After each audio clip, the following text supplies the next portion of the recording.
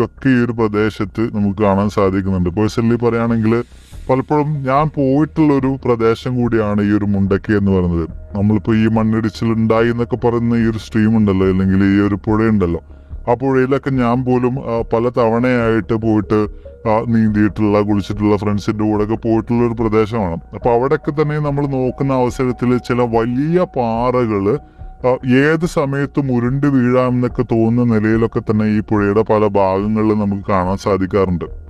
അപ്പോൾ നമ്മൾ അവിടുത്തെ സമീപവാസികളായിട്ടുള്ള ആളുകളോട് ചോദിക്കുമ്പോൾ അവർ പറയുന്നത് ഏറെക്കുറെ വലിയ ഒരു 1-2 നില കെട്ടിടത്തിന്റെ അത്ര ഉയരത്തിലുള്ള വലിയ ഈ പാറക്കല്ലൊക്കെ മുമ്പ് നടന്നിട്ടുള്ള ചില ലാൻഡ് സ്ലൈഡിന്റെ ഭാഗമായിട്ട് ഒഴുകിയിട്ട് ഈ പ്രദേശത്തേക്ക് എത്തിയിട്ടുള്ളതാണ്. ഒരുപക്ഷെ അടുത്ത ശക്തമായൊരു മഴയും വലിയൊരു ലാൻഡ് സ്ലൈഡൊക്കെ ഉണ്ടായ ഈ വലിയ കല്ല് പോലും നീങ്ങി പോകാം എന്നുള്ള മറുപടികൾ അവരിൽ നിന്ന് നമുക്ക് ലഭിക്കാറുണ്ട്. തീർച്ചയായിട്ടും ഇപ്പോൾ സ്ക്രീനിൽ നിങ്ങൾക്ക് ആ വലിയ പാറയൊക്കെ തന്നെ കാണാൻ സാധിക്കുന്നുണ്ടാവും. അപ്പോൾ ശക്തമായൊരു മണ്ണിടിച്ചിൽ ഉണ്ടാകുന്ന അവസരത്തിൽ ഇതുപോലുള്ള വലിയ വലിയ പാറകളും മറ്റുമൊക്കെ തന്നെയാണ് ഈ ഒരു പ്രദേശത്തിലൂടെ തെന്നി നീങ്ങുന്നത്. അതിനാലൊക്കെ തന്നെയാണ് വലിയ തോതിലുള്ള ദുരന്തങ്ങൾ ഈ ഒരു മേഖലയിൽ അരങ്ങേറുന്നത്. ഇനി ഈ ഒരു പ്രദേശത്ത് എന്തുകൊണ്ട് ഇത്തരത്തിൽ ശക്തമായ ഒരു ഉരുൾപൊട്ടൽ സംഭവിച്ചു, ഇത്തരം ഉരുൾപൊട്ടലുകൾ സംഭവിക്കുന്ന ഒരു ഏരിയയാണോ ഇതെന്നൊക്കെ പരിശോധിച്ച് നോക്കുമ്പോൾ നമുക്കിതിനോട് കൂടെ ചേർത്ത് പറയാൻ സാധിക്കുന്ന മറ്റൊരു സ്ഥലത്തിന്റെ പേരുണ്ട്, പുത്തുമല.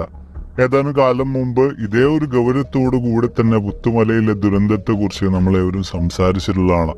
ഈ ഒരു മുണ്ടക്കൈയിൽ നിന്ന് ഏറെക്കുറെ 2 കിലോമീറ്റർ മാത്രം മാറിയിട്ടാണ് പുത്തുമല എന്ന് പറയുന്ന സ്ഥലം സ്ഥിതി ചെയ്യുന്നത്. നിലവിലെ സാഹചര്യത്തിൽ മുണ്ടക്കൈയോട് ചേർന്നുള്ള ഭാഗത്ത് ഇത്തരത്തിൽ ശക്തമായിട്ടുള്ള ഉരുൾപൊട്ടൽ ഉണ്ടാവുകയും ആളുകൾ മരണപ്പെടാനൊക്കെ കാരണമായിട്ടുള്ള അതിന്റെ മൂല കാരണം എന്താണ് എന്ന് പരിശോധിച്ച് നോക്കുമ്പോൾ പല കാലാവസ്ഥ ഗവേഷകരും മറ്റൊക്കെ വിശദീകരിക്കുന്നത് കഴിഞ്ഞ ഏതാനും ദിവസമായിട്ട് ശക്തമായിട്ടുള്ള മഴയായിരുന്നു. ആ മഴ കാരണം ഒരു പക്ഷേ ഈ ഒരു പ്രദേശത്തുള്ള സോയിൽ ലൂസായത് കാരണമായിട്ട് മൊത്തത്തിൽ വലിയൊരു ഉരുൾപൊട്ടൽ സംഭവിച്ചതായിരിക്കാം എന്നുള്ള വിശദീകരണമാണ് അവർ പറയുന്നത്.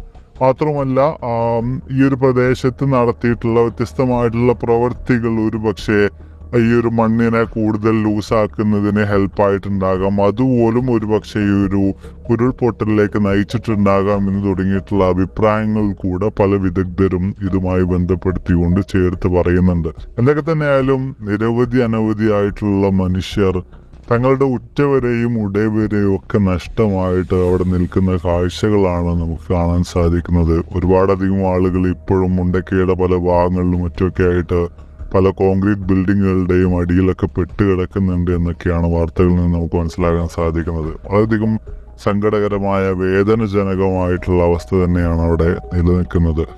എത്രയും പെട്ടെന്ന് തന്നെ ഈ ഒരു സംഭവിച്ചിട്ടുള്ള ദുരന്തത്തിൽ നിന്ന്, അപകടത്തിൽ നിന്ന് അവിടെ കുടുങ്ങിക്കിടക്കുന്ന ആളുകൾക്കൊക്കെ തന്നെയും കരകയറാൻ സാധിക്കട്ടെ എന്ന് തന്നെ നമുക്ക് ആത്മാർത്ഥമായിട്ട് പ്രാർത്ഥിക്കാം. ഓരോ മണിക്കൂറിലും ഇവിടെ പുറത്തു വന്നുകൊണ്ടിരിക്കുന്ന വാർത്തകൾ പ്രകാരം മരണസംഖ്യ പിന്നെയും കൂടിക്കൊണ്ടിരിക്കുകയാണ്. അതിനാൽ മാത്രമാണ് ഞാൻ ഈ വീഡിയോയിൽ മരണപ്പെട്ട ആളുകളുടെ എണ്ണം, ആ സംഖ്യ ഞാൻ പറയാത്തത്.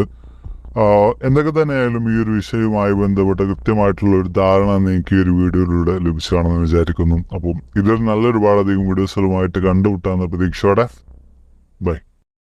AI यूज करके आप वायरल वीडियो